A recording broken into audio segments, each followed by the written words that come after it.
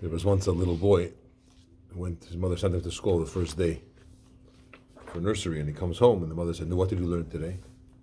He said, "I learned that my name is actually David." That's what do you mean? I thought it was Bubble, Shefala, sweetheart, cutie pie. Today's learning is dedicated to the zchus of my grandfather. It's his yahrzeit today. Rav Yaakov ben Rav Shmuel Notik, Shamash Rav Aliyah. He always learned Torah, including look at the Torah. And we're in the middle of a mimer. We'll give a summary. Parshas Bamidbar, it's page 12. Yud Beis, page 24. Third Amud. This is a quote from Gemara, Masechta Shabbos, which tells us that when the Yidden said Nasa before Nishma, Malachim came and they put crowns, 2 crowns on the head of every Yid, because one for Nasa, one for Nishma. But it says as follows: when the Yidden said Nasa before Nishma, a baskol, a heavenly voice, came out and said, "Who revealed to my children this secret?" This is a secret that Malachi Asharis, the holy administering angels, use. And as you see, it says in Tehillim, the pasuk there is Baruch Hu Hashem Alachav Giberecheach Isei Dvarei Lishmeya B'Kol Dvarei, that the great angels are blessing Hashem, and it says they do what He wants, they listen to Him, which means Nasa, doing, and then Nishma. And in general, this is an attitude that we have when it comes to Torah mitzvahs. We tell Hashem, yes, we're committed to do it, and afterwards we'll get the details of how and what and so on. So as we know, the Eibishter, before He gave us the Torah, He went to all the other nations and He offered them the Torah. And their response was, give us a sampling, tell us what it's about. And Hashem told each country, each nation, a little bit of what Torah is. And when they heard it, they declined. We don't need it. What do we need these restrictions for, and so on. When he came to the Yidden, he found that a response was not, what do we need it for, or give us a sampling, but without any questions, they said, Nasa v'nishma, we'll do and we'll keep. If Hashem said so, we had enough seichel to know that if it's coming from Hashem, it's got to be a good thing, and we accepted it. But it's a secret to have this attitude. It's an angel way of dealing with Hashem to say Nasa before Nishma. So you have to understand what that's all about. In order to understand this, Alter Rebbe says, we have to appreciate what's Matan Torah. Why did Hashem give us the Torah? Because if you think about it, before Torah was formally given on Har Sinai, Avram Avinu had the Torah, and he taught it to Yitzchak and to Yaakov and to the Shvatim. So technically, Jewish people had Torah. We didn't have the chronological history of going into Egypt, out of Egypt, and so on, but the laws and the details and traditions and so on, we had all that, even without the technical giving of the Torah on Har Sinai. We find the pasuk. It says that Avram Avinu, it says, "Vayishmer mishmarti mitzvesai chukeisai v'seireisai," that he, Avram Avinu, kept my keeping, my Torah, my laws, my mitzvahs, my laws, and my Torah. And it's explained that he kept my mishmarti, means all of the prohibitions. Whatever Hashem said don't do, he kept them. Mitzvahs, all of the instructions, positive mitzvahs, he did all of them. You know that even Eruv Tafshilin, which is a rabbinic mitzvah, even that Avram Avinu kept. He did everything. And then mitzvahs, chokesai v'seiraisai, means the inner parts, the pnimius of all the mitzvahs, which means even on a deeper level, he kept everything. So what do you need a giving of the Torah for? Obviously we have it. It's a family thing. It's a tradition. And it's here.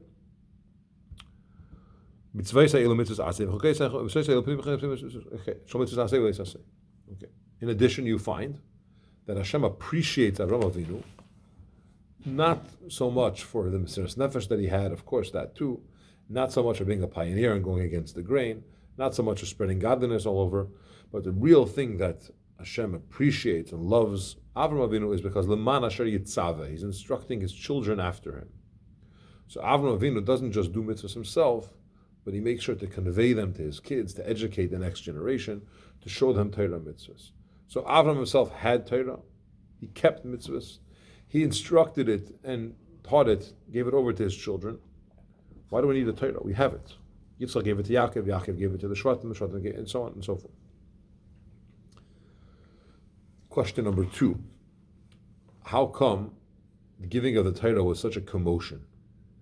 There's thunder and there's lightning. It says that when Hashem spoke to the Yidden, the neshamas kept passing out, kept leaving the body. And then Hashem had to revive them again. The spiritual intensity was so big and strong that they were literally passing out.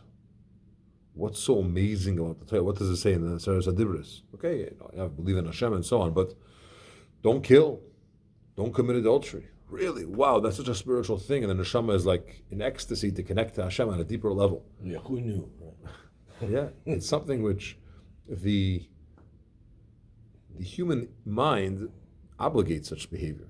If you want to live in any civilization, you must have some kind of set of rules. Don't kill is a reasonable request.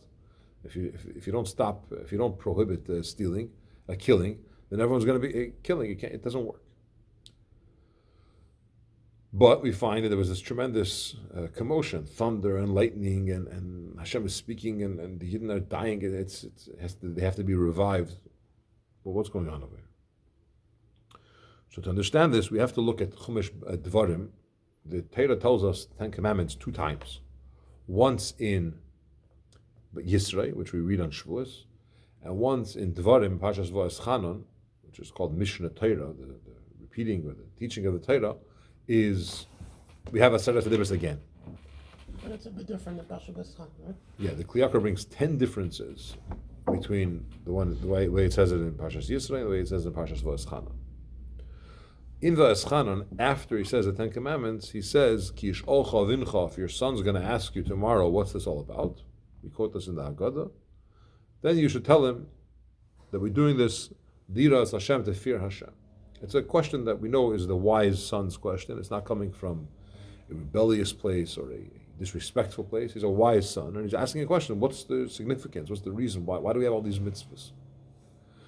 And tell him it's in order that you should fear Hashem. What's going on over here? Because all of the mitzvahs, they don't apply to the neshama. The neshama, before it came down to this world, into a physical body, did not have the temptation, the challenge, the contending with negativity and bad and all these other things. It has to be told, don't do it, or that's forbidden. The neshama is in Shamayim. There's no non-kosher that's forbidden to me. There's no indulgence or things that may be not allowed, and I want to do it. All that stuff didn't apply because there's no body. The whole thing of don't do is only applicable once the neshama comes into a body. That's regarding prohibitions, leisase. Regarding positive mitzvahs, we further have an issue, because all these mitzvahs, like sukkah and lulav and tzitzis and tefillin, etc., all these things, you can't do it in Shamayim. You need physical materials. You need to have, whether it's leather or it's wood or whatever the items are needed for these mitzvahs. It's something that grows in the ground, like a lulav, from a tree. All these things you can't do unless you're in this world. So what's the point? You brought the neshama into this world, and only then all these things apply, and then you could fulfill them. This whole thing sounds like very, very strange. We had instructions. Give us a whole big title. Then it's this major monumental deal with a whole commotion. Why do you need the whole thing for? The neshama didn't need it. It didn't even have the opportunity to do it, let alone be instructed to do it before it came down. Why does the neshama come down? And the answer that the Torah says to give the wise son is Lira as Hashem. Hashem wanted that you should fear Hashem. Fear, we know, does not just mean fear of punishment. You're not afraid if someone's going to hit you, or if I don't do this, I'll get in trouble. But it's a certain awe, it's a certain recognition of something that's great, it's a respect, it's a higher level of awe. There's levels of awe, of fear, that you're afraid of punishment. There are levels of awe that you are embarrassed, like I'm uncomfortable to behave this way in front of such greatness. And there's respect. It's even higher. It's like you're wowed by the magnitude or the greatness. But we're trying to have that relationship with Hashem where we're getting to that. And that's why Hashem gave us this Torah. But let's understand this more. There's a pasuk in Divrei Hayamim. We say this every time we take out the Torah. L'cha Hashem Agdula, to you Hashem is the greatness and Gvura and so on. When is Hashem great? So when Hashem is great, it's technically, when is he referred to as great? He's always great. When is he referred to as great? When he's here, when he's in Be'ir Alikenu, which means when he comes down into a city. What does that mean? When you have the level of godliness that comes from the highest of places, where there's nothing else besides him, not even perceived, and it comes down to the lowest levels, down into this world. That's where you have a manifestation of Hashem, and that's when it's called greatness. If you were to ask somebody in the street, how do you grow, I don't know, potatoes? They'll tell you have to have soil, you have to have the right seeds, you have to have water, sunlight, whatever you need, cultivate it, and nature will do its part. That's a very low level. It's so low that you don't even see godliness. But obviously Hashem is running it. It's not a miracle. It's a rule that Hashem created. It works a certain way. And it seems like it's its own force called nature, or however you want to refer to it, and that's making all these things happen.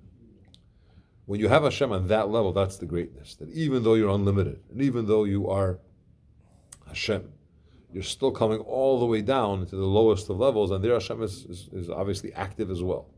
That's when you could refer to him as Gadol, as great.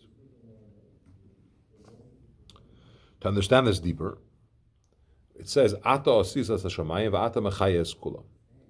You, Hashem, made the worlds, the heavens, and you sustain everything, and millions of worlds, literally, there's an infinite amount of worlds. We're talking spiritual, it's not a physical world where you have human beings and so on walking around, but you have spiritual levels and spiritual worlds, and there's millions of them. They are all existing from Hashem's words. It's the process of creation, and sustaining it is through speech of Hashem. When Hashem says these words, obviously Hashem has no body, and it's not a physical concept, but the idea, metaphorically speaking, is Hashem talking, and these utterances is a conveying of some energy, of godliness, and that creates and then sustains all of these worlds. However, it's not called Gadol, it's not called great, until it's sustaining the lower worlds, until you have the manifestation of potential into actual. The words of Chasidus is called Koyach HaPoyel B'nif'al, the strength of action or potential into the actuality, into the doing.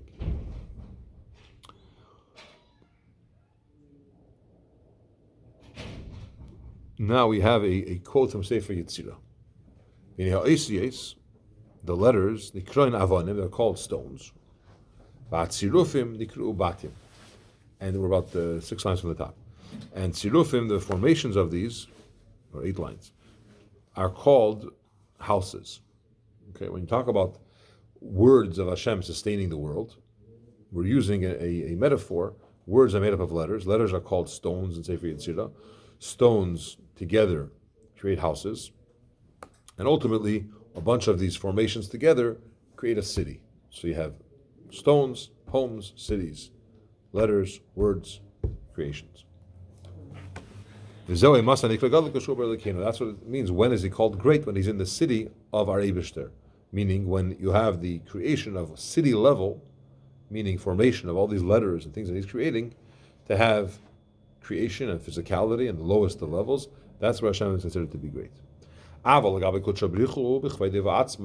regards to Hashem himself and his full glory, he's not called Gadol. You don't call Hashem great. It doesn't make sense to call him great. He's infinite. When you have a lower level, so to speak, of a manifestation of Hashem in a physical, limited entity, then you say, oh, this is great. I didn't change. You can't call Hashem great. Hashem didn't change. And more than that, where you find his greatness, that's where you see his humility. The idea of humility is very different from greatness, right? At least it seems that way. If you're very powerful and strong and effective and so on, you're not going to be described as humble, right? The big general or the big king is not described as humble. He may be humble, but when you're going to see his greatness and his power, you're not going to see his humility. It could be that he has a humble side to him, and it could be that he knows how to forgive and move on, wherever else it may be.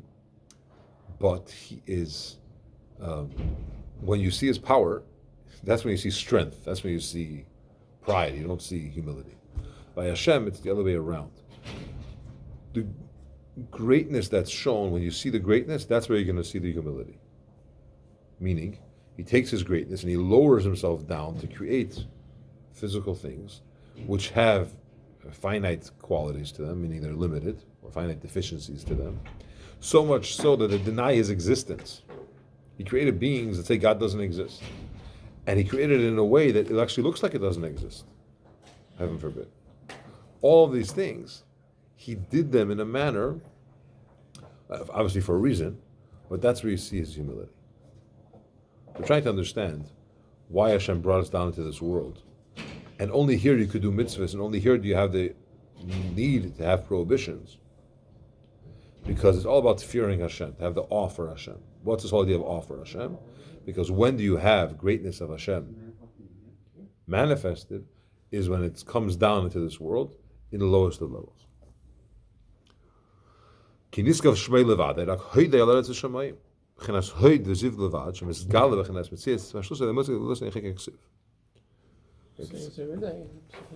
Yeah, exactly. We say it every day in davening. Very good. That Hashem's name is exalted, alone to Him. What does it mean His name is exalted? Even His name, which we know name is not essence, even that's not here. We have a shine of the name. So there's a minuscule, so to speak, amount of godliness that's playing out in creation. And that's what's down here. Why? Because we say and Hashem's greatness, we say this in Ashrei, you can't fathom it. It's not possible. Like you can't. What we're dealing with here is the shine of the name, which is not the real deal, creating this world. That's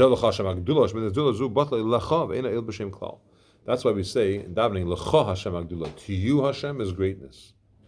To you means it's not you, it's secondary to you. Greatness, as we said, which is the idea of creation and lower levels, all that is a tuffle to who you really are. Because again, where do you have Gedullah, where do you have greatness? When you create a physical world. Where do you have the physical world? In what do you have in the physical world? You have finite beings, and beings that seem to run on their own. Looks like it's automatic. And there's rules of nature and so on. That's where you see his greatness. His greatness is not him, it's a shine of the name that's playing out. Automated is the word, automatic. Automated? Automated. Now, Rebbe doesn't say automated or automatic. Yeah. Let's go past the footnote. An analogy that he brings to understand this is speech of a person. Which is batal in regards to the source of where he's chiseled out of. Which is the ear of the heart. Take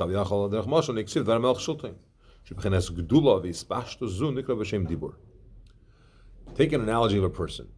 You're saying that Hashem created the world with speech, and He sustains it with speech. When a person talks, is it your essence? It's not your essence talking. It's air coming from the Hevel Halev, from the heart, which is coming out in speech. It's not your essence. In fact, you can even say things that you think otherwise. It's not you. Hopefully you don't, but it's not necessary. It's not necessarily the case. Similarly, when we say Hashem created the world with speech, He's using words that are, He's using an energy, so to speak, of Himself, a level of godliness, which is not His essence. It's just speech.